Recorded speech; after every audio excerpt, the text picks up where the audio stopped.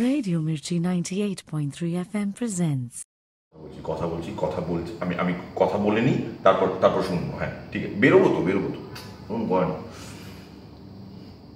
এই Mirchi music awards নিয়ে যখনই কথা ওঠে তখনই আমার ওনাকে নিয়ে একটু কথা ওঠে আর কি।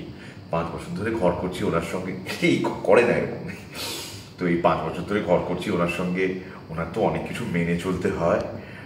মানে প্র্যাকটিক্যালি আমরা যারা মির্চির সঙ্গে অ্যাসোসিয়েটেড তাদের জন্য মির্চি মিউজিক অ্যাওয়ার্ডস হচ্ছে বছরের সব থেকে বড় গাজন মেলা, এবং আমরা এখানে চড়ক চড়ক করে ঘুরে বেড়াই বটে, তবে আসল উদ্দেশ্য হচ্ছে মিউজিকে যারা বেস্ট তাদেরকে মির্চির সালাম তো দিতেই হবে। তো কার মাধ্যমে দেব? ওই আমার অর্ধাঙ্গিনী, তাকেই ওদের সবার হাতে তুলে দিতে হয়। এটা মহাভারতের যুগে হয়েছিল, আমাদের এই ভারতের যুগেও হয়। খুব কষ্ট হয় তখন যখন ওকে নিয়ে চলে যায় ওরা।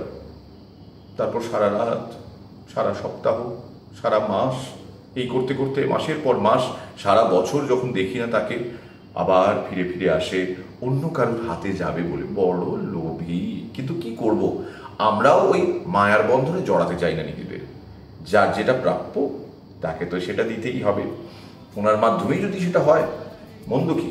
মির্চি মিউজিক অ্যাওয়ার্ডস 5 বছর কমপ্লিট করলো, আবারও হবে আমাদের এই মিউজিক কো মির্চি কা সালাম।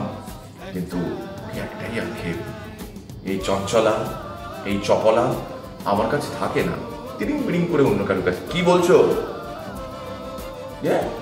বাপ্পি লাহিড়ী, তার সঙ্গে তোমার কি সম্পর্ক? পরপুরুষের নাম তোমার মুখে আসুক।